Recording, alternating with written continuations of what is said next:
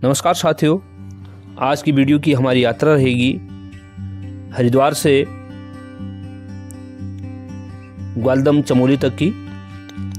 कैसा इसका सफ़र रहेगा तो शुरुआत करते हैं। तो हमारी शुरुआत होती है मोतीचूर वन्यजीव विहार से भी हम निकल रहे हैं। ये दृश्य आपको विजुअल दिखाई दे रहा है। मोतीचूर वन्यजीव विहार जो कि देहरादून जिले में आता है। 1935 में ये उत्तराखंड का प्रथम वन्यजीव संरक्षण केंद्र के रूप में, तभी उत्तराखंड का हिस्सा न होकर के उत्तर प्रदेश का हिस्सा हुआ करता था।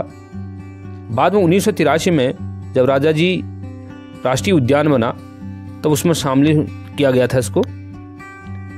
राजाजी राष्ट्रीय उद्यान जो कि 1983 में स्थापित हुआ, 820.42 इसका वर्ग किलोमीटर है, लगभग इतना वर्ग किलोमीटर में फैला हुआ है।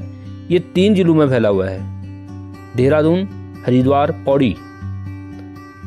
इस पार्क में 23 प्रकार यानी 23 प्रकार के स्तनधारी वन्य जीव पाए जाते हैं। हाथी, शेर, चीतल, टाइगर, नीलगाय आदि, और साथ ही 313 प्रकार के पक्षी और विभिन्न प्रजाति के वनस्पतियाँ जैसे साल है, खैर, शीशम, खरपट, बाकली, सैन, रोहिणी, मलतास आदि पाया जाता है। इस वन्य जीव अभ्यारण्य जो राष्ट्रीय पार्क में शामिल होने के बाद इसका जो मुख्यालय बना वो देहरादून में बना था। तो आप देखेंगे ये जो सड़क है बीचों बीच से निकल रही है, इसके दोनों ओर राजाजी नेशनल पार्क का ही भाग है। वन्य जीवों की सुरक्षा के लिए और सड़क की सेफ्टी के लिए भी साइडों से स्टील गार्ड लगाए गए हैं। आगे इसके बाद रायवाला आता है। तो ये सफ़र हमारा आज का रहेगा। अब हम आ गए हैं ऋषिकेश क्रॉस करने के बाद ऐसे स्थान पर जिसको कहा जाता है तोता घाटी।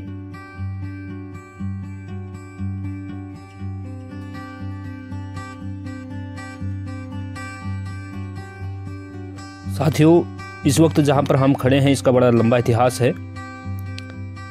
ऋषिकेश बद्रीनाथ मार्ग में जो नेशनल हाईवे पर 82 के बाद साकनी धार से पहले पड़ने वाली जो तोता घाटी की चट्टानें हैं, जो भी हम आपको दिखा रहे विजुअल कि गुजरने का अनुभव बड़ा रोमांचकारी है।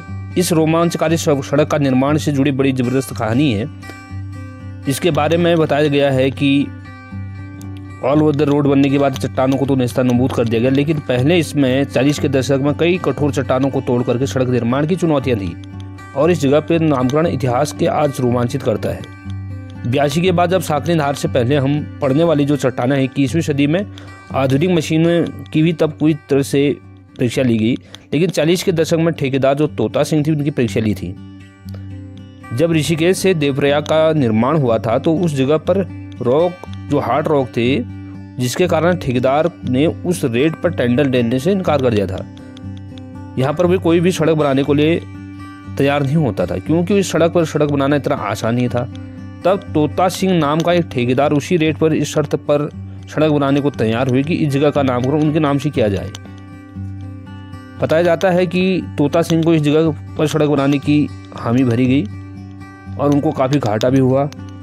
तोता सिंह ने अपनी पूरी जो सारी जमा पूंजी थी लगा दी थी सड़क बनाने के निर्माण में, लेकिन वो अंततः सफल रहे थे। तब से इस जगह का नाम तोता घाटी पड़ा गया। खास बात यह रही कि ये नाम केवल बोलचाल में ही नहीं बल्कि राजपत्र में भी दर्ज है। इससे पहले इस हाईवे का चौड़ीकरण का काम हुआ था, तब भी इस जगह का ज़्यादा छेड़छाड़ नहीं हुई थी। अब ऑल वेदर निर्माण के दौरान अगर इसको देखें तो सब पहाड़ियों को तो पूरी तरह से काट दिया गया आधुनिक मशीनों के द्वारा, लेकिन आज के दौर में अत्याधुनिक मशीनें और तकनीकें हैं, तब भी इस पहाड़ी को काटने में कंस्ट्रक्शन कंपनी को काफ़ी पसीना बहाना पड़ा। सोचिए तब क्या हाल हुआ तोता सिंह का, जब इस वक्त मशीना नहीं था जिस वक्त, तब ये पूरे इलाकों में सड़क का एक मार्ग यही हुआ करता था। बताते हैं कि जो तोता सिंह रांगण थे, जब उन्होंने 1931 में इसका टेंडर लिया था, तब नरेंद्र शाह वहाँ के तत्कालीन टिहरी रियासत के राजा हुआ करते थे। तो उनके जो दीवान थे चक्रधर दयाल, उनके देखरेख में इस काम को सौंपा गया बताया जाता है कि 1931 से 35 तक करके के जो दौरान था उस टाइम पे बन के तैयार हुआ। ऋषिकेश में जब कैलाश गेट के पास कैलाश आश्रम की बाउंड्री वाल पर लगे पत्थर से चलता था, तो तोता घाटी उस सड़क को बनाने के लिए तोता सिंह रांगड़ जो टिहरी जिले के प्रतापनगर के ब्लॉक के थे, भरूरा पट्टी रौड़ियाणा गांव के रौड़िया गांव करके एक जगह है। बताया जाता है कि ये जो सफ़र था उनके लिए बड़ा चुनौतीपूर्ण था और उसको बनाने के लिए उन्होंने बहुत मेहनत की। अपने जो उनके घर के गहने थे उनको भी बेचना पड़ा। अंततः वो कामयाब रहे और सड़क बनवा दी। तब सड़क बनने के बाद जब टिहरी रियासत के जो नरेंद्र शाह थे उन्होंने उनको बुलाया कि आप मिलने आइए। कई बार कहने के बाद भी जब वो नहीं गए तो अंत में जब उनको दरबार में बुलाया गया कि आप आइए और वो दरबार में गए, तब राजा ने बड़ी नाराज़गी जताई और उनका नाम बोला कि आप तो बड़े लाट साहब बन गए हो। और एक किस्सा उन्होंने अपने गांव में बाद में सुनाया भी था, तब से उनका नाम लाट साहब पड़ा था। ये बड़ी रोचक कहानी है इस सफ़र की। तोता घाटी जो कि बहुत रॉक हार्ड वहाँ पर चट्टानें हैं उनको काटा गया है। तो इस सफ़र का सबसे रोमांचक दौर तोता घाटी का रहता है। और 86 साल की उम्र में तोता सिंह रांगड़ की मृत्यु हुई थी। और कुछ समय उन्होंने नरेंद्र नगर में भी उनको नरेंद्र शाह ने जगह दी थी, ज़मीन थी और वहाँ पर वो बसे थे, वहाँ रहे थे। तो ये सफ़र बड़ा रोमांचकारी है। आगे जो सफ़र है धीरे धीरे हम देवप्रयाग की ओर बढ़ेंगे। अभी अब हम ऊपर की जो चट्टानें हैं वो हाइट तक हम पहुंच चुके हैं। सड़क इतनी ऊपर आ जाती है, गंगा नदी काफ़ी इसके नीचे है।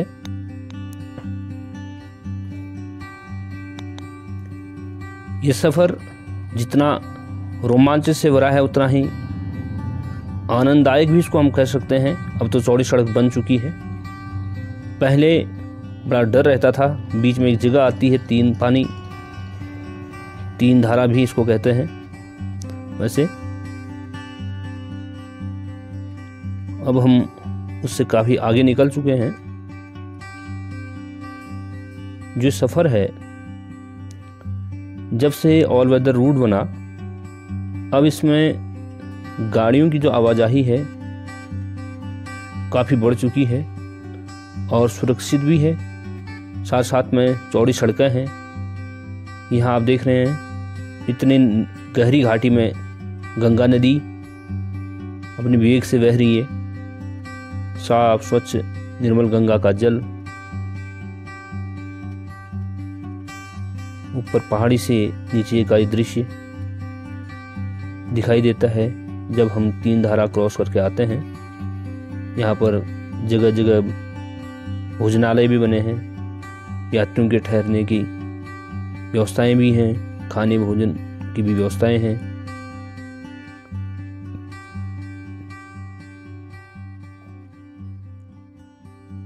साथियों, ऐसे सफ़र जीवन में कहीं न कहीं हम लोगों की यात्राओं को ये बताते हैं कि जिस व्यक्ति ने इनमें काम किया होगा कितनी मेहनत लगी होगी।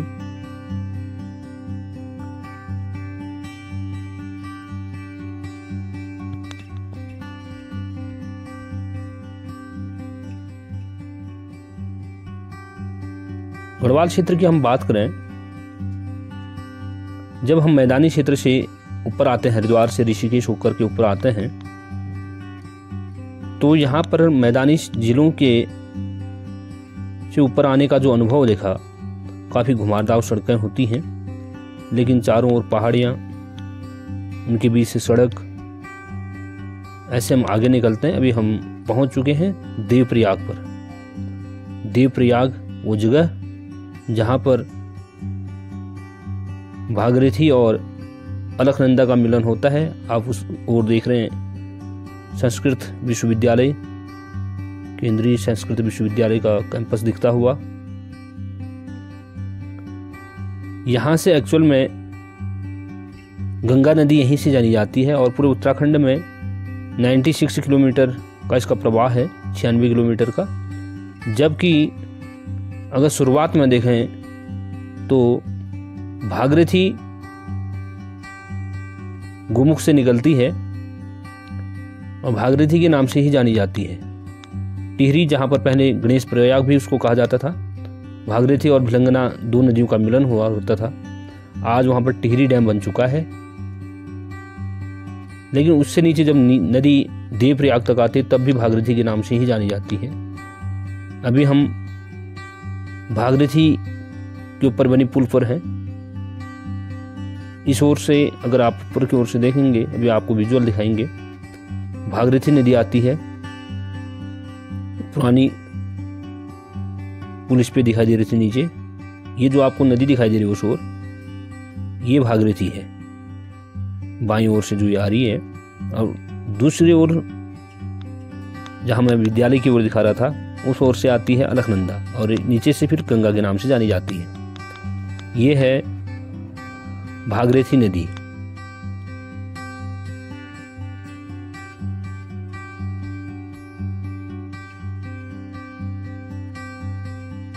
देवप्रयाग से जब हम आगे निकलते हैं, इसी पहाड़ियों के अंदर से अब रेल की भी व्यवस्था हो रही है टनल के माध्यमों से। देवप्रयाग तक 2024 में संभवतः जनवरी के आसपास रेल की सुविधा उपलब्ध हो जाएगी। जबकि ये जो प्रोजेक्ट है भारत सरकार का, उसको जाना है कर्णप्रयाग तक। दोस्तों, अब हम पहुंच चुके हैं श्रीनगर में। श्रीनगर जो कि पवार वंश की राजधानी रही, जिसे गढ़वाल का दिल्ली भी कहा जाता है। यहाँ पर बहुत से शिक्षण संस्थान हैं, मेडिकल कॉलेज यहाँ उपलब्ध हैं। और उत्तराखंड का पहला पहाड़ी क्षेत्र में अगर देखें तो नगर निगम की स्थापना यहीं हुई थी। ये नगर निगम है, 5 से 7 किलोमीटर इसका पूरा एरिया है। सड़क, शानदार सा सड़क इनकी शहर के बीच में भी जाता हुआ। अलकनंदा नदी के तट पर प्राचीन शंकर मठ भी यहाँ विद्यमान है। नदी के उस ओर टिहरी गढ़वाल, जहाँ पर कीर्तिनगर, चौरास परिसर, और दूसरी ओर पौड़ी गढ़वाल। ये पौड़ी गढ़वाल में ही आता है।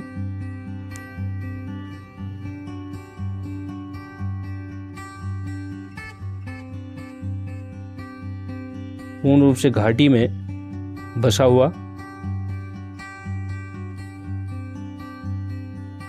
गढ़वाल क्षेत्र का पहाड़ी क्षेत्र में सबसे बड़ा नगर।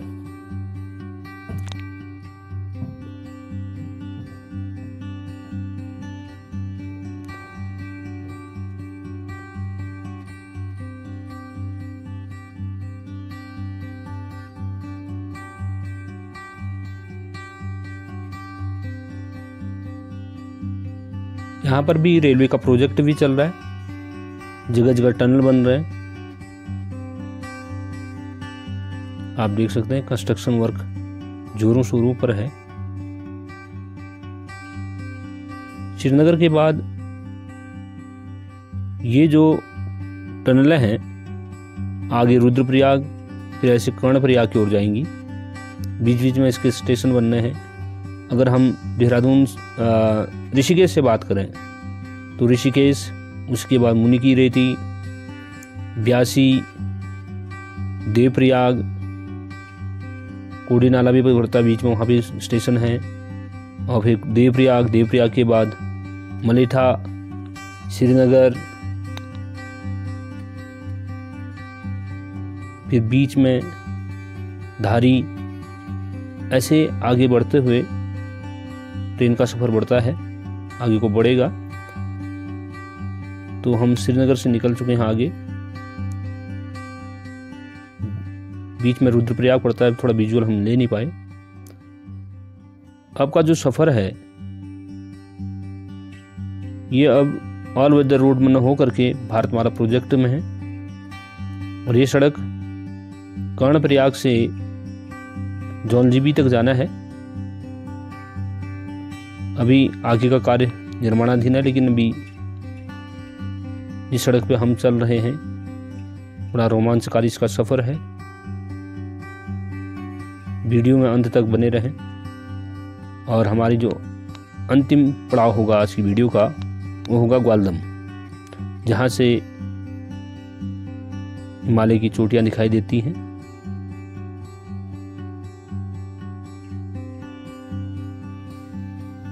उम्मीद है कि आप लोगों को ये वीडियो जरूर पसंद आएगा।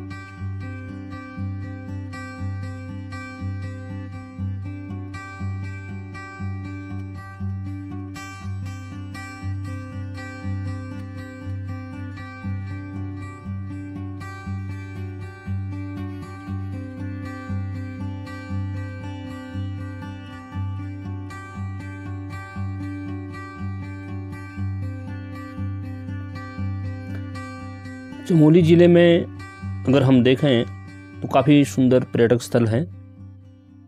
जब हम कुलशियारी के बाद आगे प्रवेश करते हैं तो 5 से 7 किलोमीटर के बीच में जो जंगल पड़ता है, सबसे बड़ी चुनौती यहीं रही थी सड़क निर्माण में।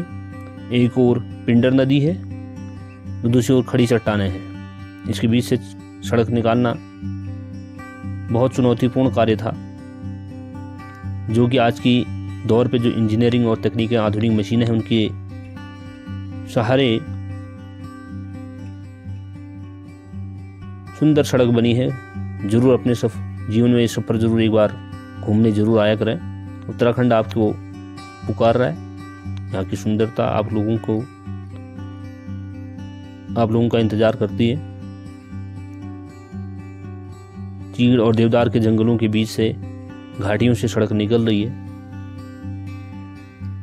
सुंदर सड़कें उत्तराखंड की।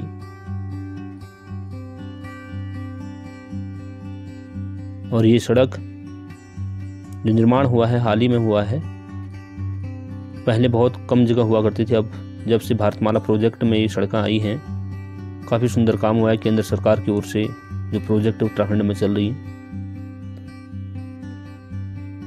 सुहावना मौसम, सुंदर आसमान में बादल छाए हुए,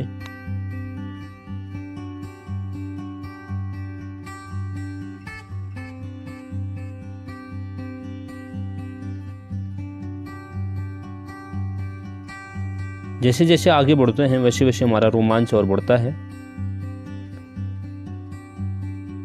एकदम किनारे पर पिंडर नदी जो कि पिंडारी ग्लेशियर से निकलती है, जिला बागेश्वर में है, और बहती उसके बाद आगे को चमोली में है, और आगे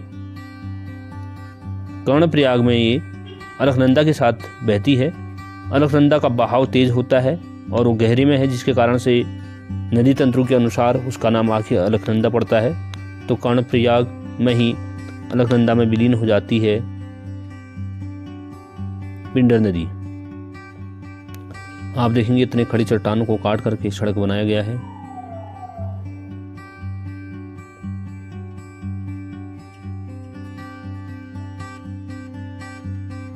जगह जगह अभी भी काम चल रहा है, लेकिन पहले की अपेक्षा सफ़र काफ़ी आनंददायक भी है। सुंदर कार्य यहाँ पर किया गया है। ग्वालदम अपने आप में देखें एक हिल स्टेशन है। वहाँ का जो वेदर है बहुत ठंडा रहता है।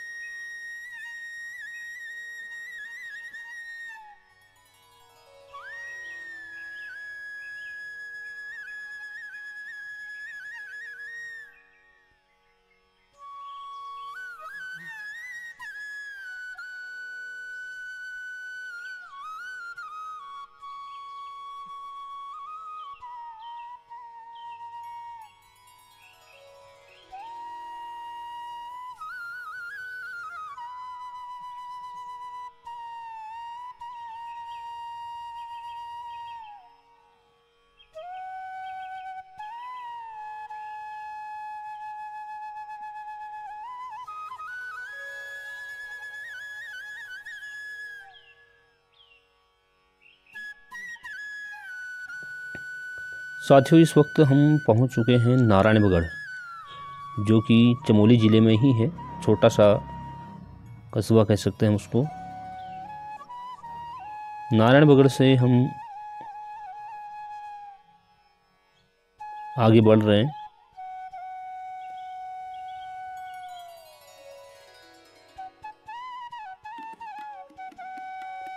यहाँ पर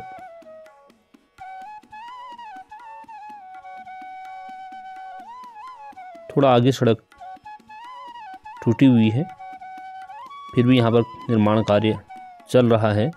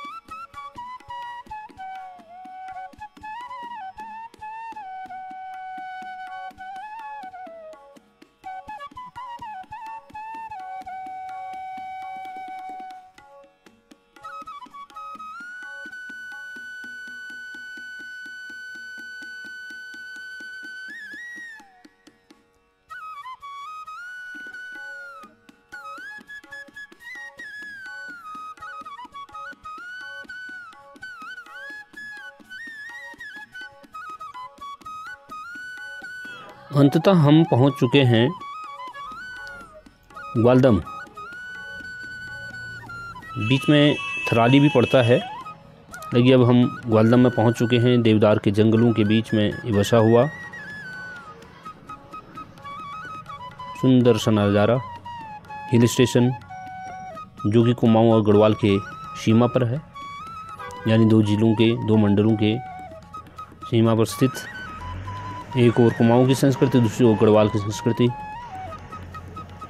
तो ये था आज का हमारा सफ़र। उम्मीद है आप लोगों को पसंद आया होगा। मिलते हैं ऐसे ही रोमांचकारी सफ़रों में, जो कि उत्तराखंड में काफ़ी अच्छे डेस्टिनेशन प्लेस हैं। धन्यवाद।